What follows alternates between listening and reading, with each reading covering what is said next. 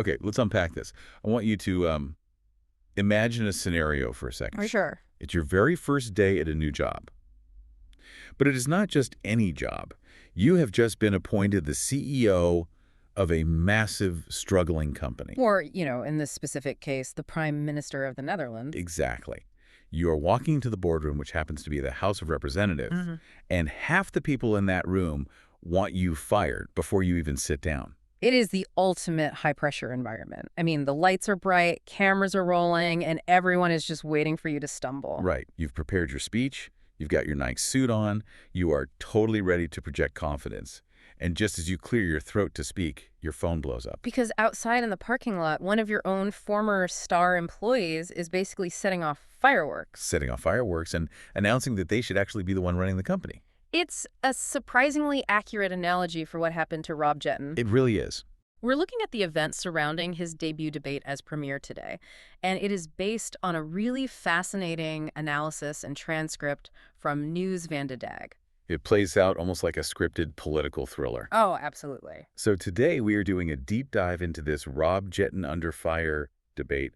But to really understand what happened inside that room, we have to look at the absolute circus happening outside of it. You really do. We have a prime minister trying to look like nothing sticks to him, and, the Teflon approach. Right. We have a potential hostile takeover happening in the BBB party. Which is wild on its own. Completely. And then we have a 2.7 billion euro hole in the budget that nobody knows how to fill. Not to mention some very strange geopolitical maneuvering involving China. It's a perfect storm. And what makes this deep dive so interesting is that we aren't just looking at the headlines here. No, we really want to deconstruct the strategies today. We want to know how a politician survives a Shark Tank. How do you negotiate a deal when you literally have no money? And what happens when a political party starts eating itself alive? So buckle up. Yeah, let's start with what we can call the art of the distraction. Because before Jetten could even say Mr. Speaker, Mona Kaiser decided to steal the show. This was a masterclass in media timing. You really have to understand the context here to appreciate it. Set the scene for us. So the debate on the government statement, kind of the regeringsverklaring, is the single most important moment for a new cabinet. It's the debut. Exactly. It is a moment the prime minister sets the tone for their entire term. All eyes should be on Rob Jetten. And Mona Kaiser knew that. Oh, she knew it perfectly? She is a veteran. She knows exactly how the news cycle works. The source material points out that she gave an interview to The Telegraph on Monday, right? Right, but she didn't just leave it at that. She explicitly chose the day of the debate to hold a quote-unquote press moment. Wow. She stepped in front of the cameras right when the political focus should have been shifting to the chamber. It feels aggressive. It's not just, I have something to say. It's more like, I am going to make sure nobody is talking about Rob Jetten right now. Precisely. It is a power play. It sucks all the oxygen out of the room. Because instead of pundits discussing Jetten's policy plans, what are they doing? They are discussing the internal chaos of the BBB, the farmer citizen movement. And the content of her press moment was explosive. Let's dig into that a bit. Let's do it. This isn't just some minor disagreement over policy. This sounds like a full-blown civil war. Kaiser's claiming there was a secret deal. She calls it an agreement. Her exact words were, agreement is agreement.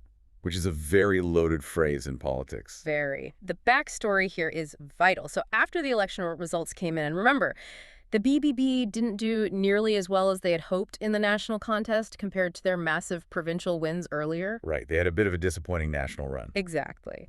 So after that, Kaiser claims there was a pact. She says the leadership agreed she would succeed Caroline van der Plas. Wait. Succeed her? As in, take over the entire party? Yes.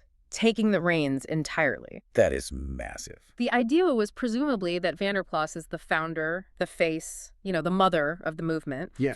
But Kaiser, with her experience as a state secretary and her strong debating skills, would be the political operator actually leading the faction in parliament. But that clearly didn't happen. I mean, Caroline is still very much in charge. And that is the crux of the conflict. Kaiser says the party reneged on the deal. She feels completely betrayed. But it goes deeper than just a broken promise, doesn't it? It does. She mentioned that her integrity was questioned by members of the party. She alluded to nasty things being said about her behind closed doors. The internal gossip. Right. She felt she had no choice but to leave the faction because the trust was shattered. She used a phrase that stuck out to me in the sources, Water under the Rhine. I assume that is a Dutch play on water under the bridge. It is, yeah. It implies a lot of time and a lot of healing needs to happen before things can be okay again. But here is the twist, and this is where the strategy gets really Machiavellian to me. Usually, when a politician leaves a party in a huff, they burn the bridge entirely. Right, they scorch the earth. They say, I'm out, these people are impossible, good luck. But Kaiser didn't do that at all. No, she left the door wide open. She said she is not a rancorous person and is open to returning if the members want her. If the members want her, that is the key phrase right there. Because she's going over the heads of the leadership. Exactly. She is bypassing Caroline van der Plas and Henk Vermeer entirely and speaking directly to the base. She is banking on the idea that she is more popular than the founders themselves. That is incredibly dangerous for the current leadership. It is essentially a mutiny, but incited from the outside. It's a populist coup attempt. We really have to look at the structure of the BBB to understand why this might work. It's a very young party, right? Exactly. It grew very fast. Yeah. And that means the internal structures, the loyalty of the members, it is all still very fluid. The analysis mentions that there is a significant group of members and even regional chapters who are already protesting the current leadership. Yes. The source material specifically mentions Claudia van Zanten and Gas Twinman. Who are they in this picture? They are essentially the lieutenants in this rebellion. Claudia van Zanten has been very vocal in the media. She is acting almost as a proxy for Kaiser. What's her angle? She is pushing the narrative that the members need to have their say, quote, very quickly. Why the rush, though? Why not just wait for the next official party Congress? Because of momentum. Politics is all about heat. Right now, the anger over the election result is still fresh. Okay, that makes sense. The narrative of the betrayed Mona Kaiser is hot right now. If they wait 6 months, the anger cools down, the status quo hardens, and people just get used to the current leadership. Van Zanten knows they need to force a vote or a confrontation while the iron is hot. Exactly. And Gas Twinman, he represents the dissatisfaction within the faction itself. So it's not just the base, it's sitting members, too. Right. When you have sitting MPs and regional heavyweights publicly signaling they prefer the exile over the founder, you have a massive crisis of authority. It raises a really fascinating question about what the analysis calls the coup hypothesis. Let's play that out for a second. Let's do it. Suppose Kaiser gets her way, the members vote, and they say, we want Mona. What actually happens to Caroline van der Plas? You can't just demote the founder of the party to the back bench, can you? It is almost impossible to imagine. The analysis rightfully calls it a hostile takeover. If Kaiser returns as leader, it implies a total, humiliating defeat for van der Plas and Vermeer. They would have to publicly eat humble pie. A humble sorry, as the Dutch might frame it. Can you imagine Caroline van der Plas, who really prides herself on being tough, no-nonsense, straight-talking, accepting a humble sorry, and stepping aside for the woman who just tried to humiliate her in the press? Not a million years. It feels like a zero-sum game. Either Mona wins and Caroline walks, or Caroline stays and Mona's locked out forever.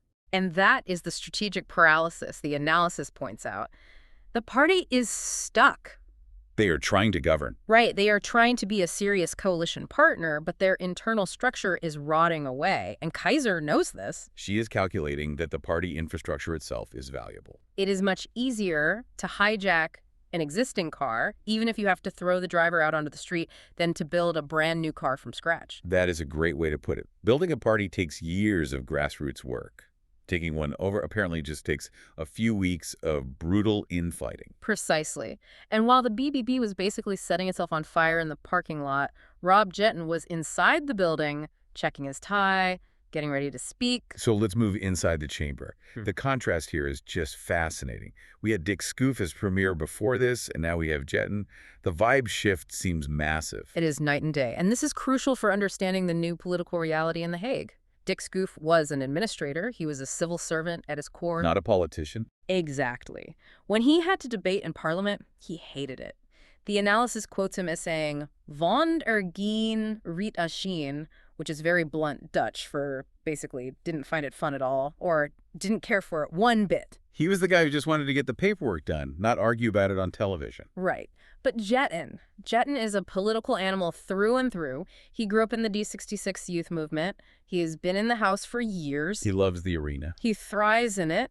The analysis notes that he was energetic, he was engaging, he was practically bouncing on his heels during this debut, he sees the debate not as a chore, but as a sport. And he seems to have adopted a very specific style for this. The analysis compares him to Mark Rutte. Now, depending on who you ask in the Netherlands, that is either a huge compliment or a terrible insult. In terms of sheer political survival, it is definitely a compliment. They call it the Teflon quality. Because nothing sticks. Exactly. Mark Rutte was famous for letting scandals and intense criticism slide right off him. Jetten is mimicking that exact energy. How does he actually do it? Is it just about standing there and smiling? It's a really calculated combination of body language and rhetoric. The analysis highlights his handout gestures. Yeah. He stands at the dispatch box with his arms open, palms facing up. It looks inviting. Yes. It visually signals, I am open to your ideas, I am listening to you, come, let us reason together. Right. But the hands are empty. It is a visual trick. He invites the opposition in, he nods, he smiles, he stays incredibly calm, and then he promises absolutely nothing concrete in return. He acknowledges the anger without ever accepting the premise of the anger. Perfectly said. And that brings us to Geert Wilders. You really cannot talk about a Dutch political debate without talking about Wilders. He went after Jetten hard right out of the gate. He went straight for the jugular. Wilders doesn't care about policy nuance in the opening round of a debate like this. He wants to delegitimize the opponent. He brought up the trust statistics, didn't he? He did, and they are brutal. 66% of people have no trust in the cabinet, and 41% have no trust in Jetten personally. Those are terrible numbers for day one. They are abysmal.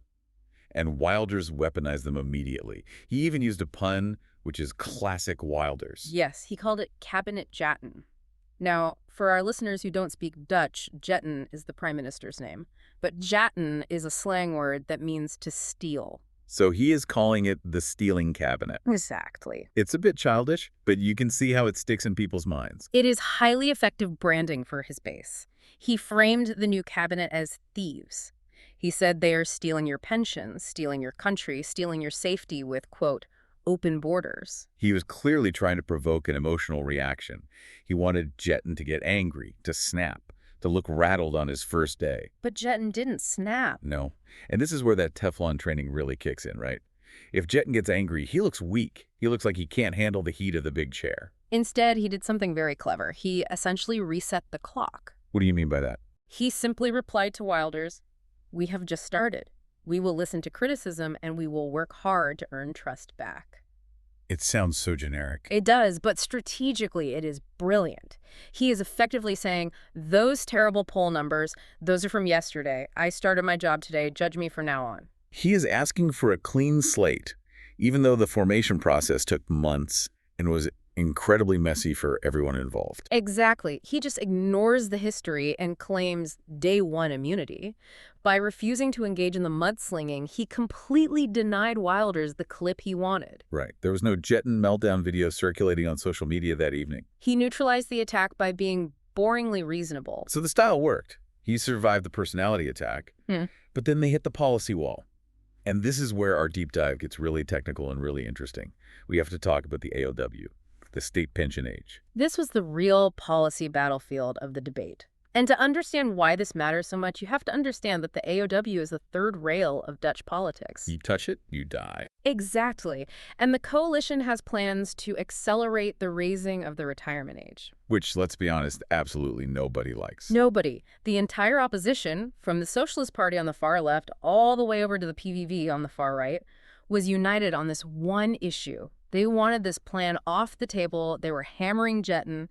Scrap the plan, don't touch the workers. So Jetten is completely cornered. If he says, no, we are keeping it, he looks like a heartless technocrat right out of the gate. But if he says, okay, we scrap it, he looks weak, and more importantly, he goes broke. That is the trap. The money. We really need to do a little bit of the math of politics here. Let's do it. The budget for this new cabinet already counts on the savings from this measure. They have already essentially spent the savings in their spreadsheet. How much money are we actually talking about here? 2.7 billion euros. Okay, 2.7 billion. That is a massive number. You can't just find that in the couch cushions. No, you can't. And this is what the opposition and often the public tends to ignore in these debates. The national budget is a closed system. If you take something out, you have to put something back in. Right. If you remove a cut, like the pension age hike, you instantly have a 2.7 billion euro hole. You have to fill it. You either have to cut spending somewhere else drastically, or you have to raise taxes. And Jetten knows this, so he can't just stand there and say, okay, we won't do it. Right. So he pivoted to a divide and conquer strategy. He started talking about softening the plan. He signaled he was willing to look at exceptions for what they call heavy professions. Heavy professions. Yeah. That sounds really reasonable on paper. If you are a bricklayer, you probably should retire earlier than a podcast host or an analyst. I would certainly hope so, but here's the massive problem with that. Define heavy. Huh? Is a nurse a heavy profession? Is a primary school teacher a heavy profession? What about a police officer? They all sound incredibly heavy to me. Exactly. And the moment you start creating an official list, everyone wants to be on it. The labor unions will fight tooth and nail for every single profession to be classified as heavy. And for every profession you exempt from the higher age, the savings drop. Exactly. If you exempt the construction workers, you lose $500 million in savings. If you exempt nurses, there goes another billion. Suddenly, your $2.7 billion in planned savings becomes zero. So the idea of softening the plan is actually a bureaucratic nightmare. It is a total trap.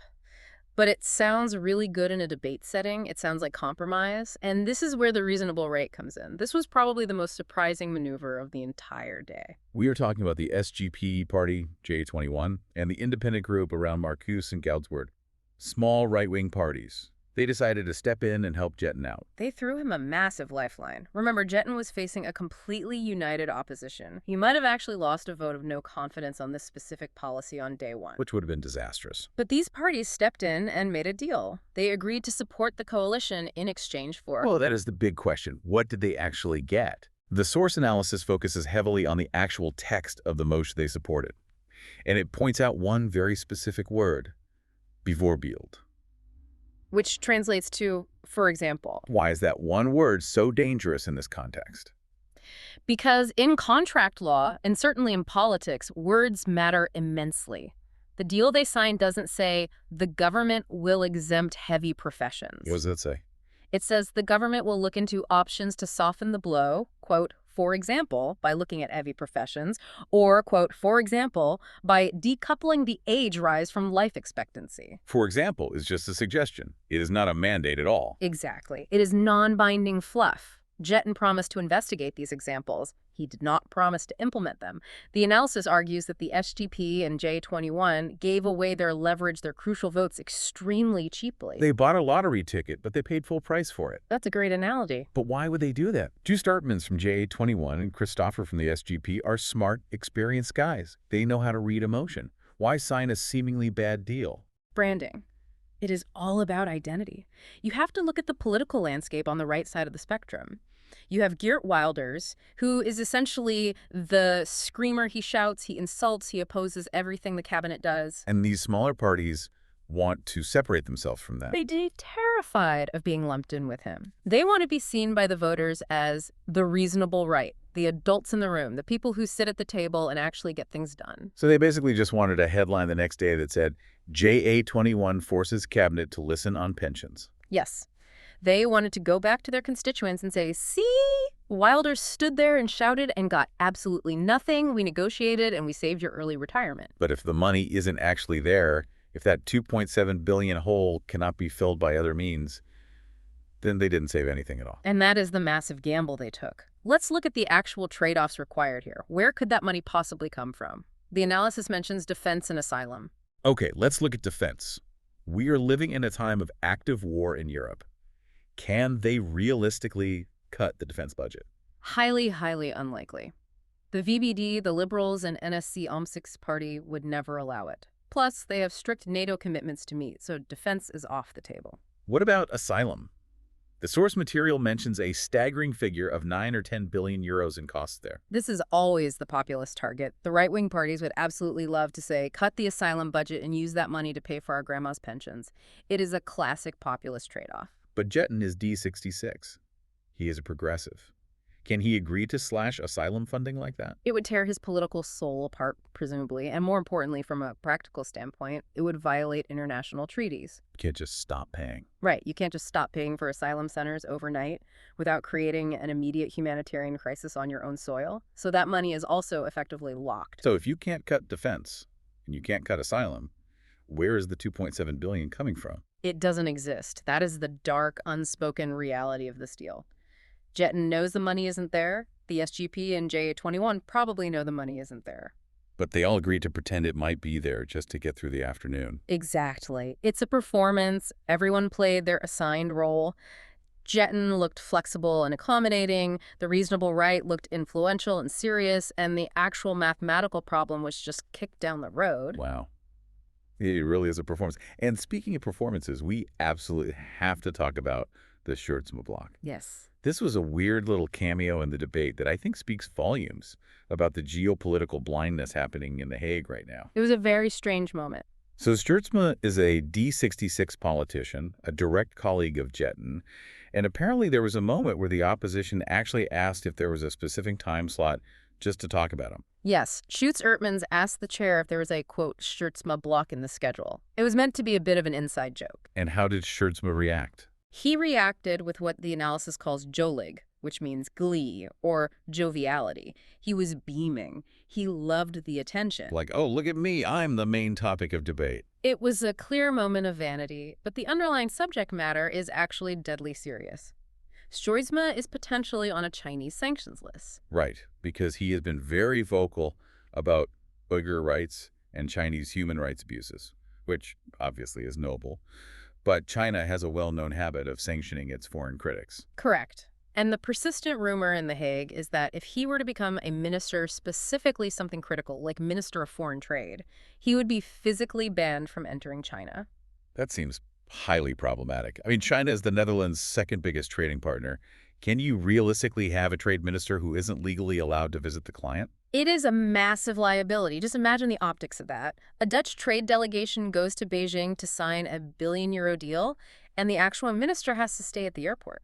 Or worse, can't even get on the plane in Amsterdam. It renders him diplomatically impotent. Completely. But when Jetten was asked about this directly during the debate, he just brushed it off. He did the Teflon thing again. He did. He said, and I quote, "China needs the Rotterdam port." Basically saying, they need us way more than we need them. It is an incredibly naive statement. Yeah. Yes, China needs the port of Rotterdam for logistics.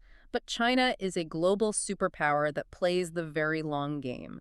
They value face and diplomatic respect above almost anything else. So they wouldn't just ignore it. If the Dutch deliberately appoint a minister who is on their blacklist, they will see it as a direct, deliberate insult. They won't just say, oh, well, business is business, come on in. They will freeze him out entirely. So Jetten is essentially banking on the idea that global commerce always trumps politics. Which is a very pre-2020 mindset. In today's fractured world, security and geopolitical politics often trump commerce. The analysis suggests that the cabinet is willfully ignoring this glaring problem. They are treating a serious geopolitical standoff like it's just a minor HR scheduling issue. Exactly, and Schertzma laughing about it being jolig just underscores the feeling that they do not take the threat seriously at all. It treats foreign policy as a game. Look at me, I annoyed the Chinese, aren't I important? Legitimate criticism of China's human rights record is one thing, and it's valid.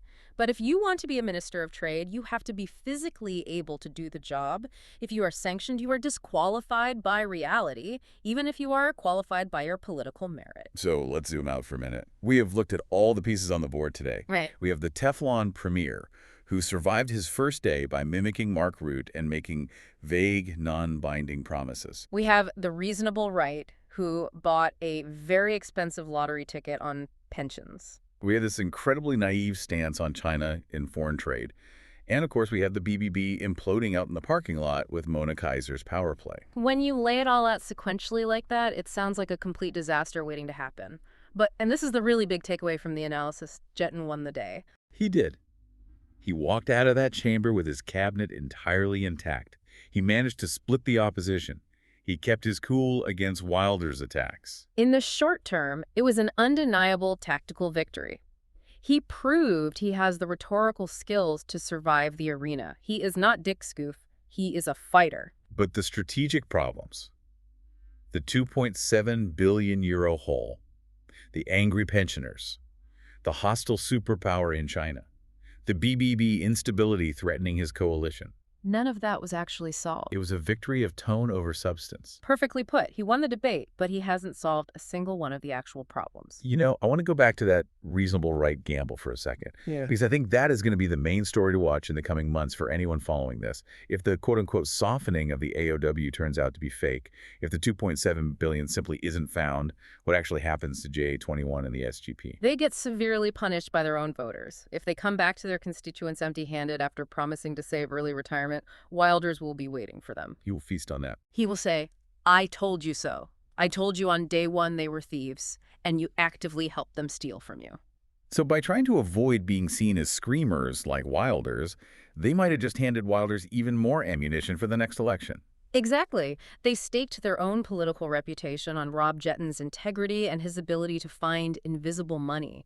If Jetten fails to deliver, they fall right down with him. It creates this incredibly weird dynamic where the right-wing opposition desperately needs the progressive prime minister to succeed just to save their own skins. That is the ultimate irony of Dutch coalition politics. Everyone is handcuffed to everyone else in the room. And meanwhile, Mona Kaiser is just sitting outside with a bolt cutter, waiting for the exact right moment to snap the chain. I love that image. The coup hypothesis is definitely the overarching subplot to watch here. Before we wrap up today, I want to ask you about that heavy professions definition one more time. You mentioned earlier that it's a bureaucratic nightmare to define. Is there any country that has actually done this successfully? It is exceedingly rare to do it well. Most countries use a generic blanket retirement age for exactly this reason. Once you open the door, even a crack to exceptions, the lobbying never, ever stops. The construction workers lobby, then the police lobby, then the nurses lobby. And then what about mental heaviness? What about chronic stress? Does an air traffic controller have a heavy profession compared to a roofer? Is being a prime minister a heavy profession? Well, just looking at the gray hair on most of them when they finally leave office, I would definitely say yes. But I highly doubt the public would agree to give them an early pension. True.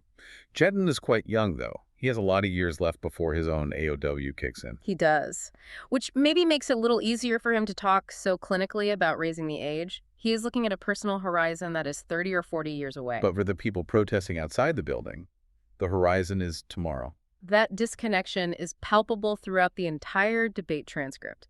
It's the technocrat versus the worker. And that is exactly the gap Wilders exploits every single time. And ironically, it is the gap that BBB was supposed to fill before they started fighting each other in the press. It really is a fascinating, fragile ecosystem. You have the technocrats like Jetten, the populists like Wilders, the strategists making deals on the reasonable right, and the rebels like Kaiser trying to burn it down from the outside. And they're all trapped together in that one building. And we get to watch it all unfold. So for our listeners who want to track this, what is the one thing they should really look for next week? Watch the money. Don't listen to the speeches, look at the budget documents. When the spring memorandum comes out, look for that specific 2.7 billion euro line item. If it's not there, the deal is dead. Exactly. And secondly, watch the BBB regional meetings. If you start seeing motions of no confidence popping up in places like Gelderland or Overijssel against the National Board, then you know the coup is officially on. Money and mutiny. Those are our watchwords going forward. Always a good place to start when analyzing politics. This has been an incredibly detailed look at just one single day in Dutch politics. But as we've seen, one day can contain a whole year's worth of strategy, bluffing, and betrayal. Thanks so much for helping us unpack it all. My pleasure. It is never dull in The Hague. No, it certainly isn't. To our listeners, thanks for diving deep with us today. Keep questioning the headlines. Always read the fine print, especially if it says bijvoorbeeld. And think about this. If that deal on pensions turns out to be totally empty, have the reasonable right already been played by the new master debater, Rob Jetten? Something to mull over. We will catch you in the next deep dive.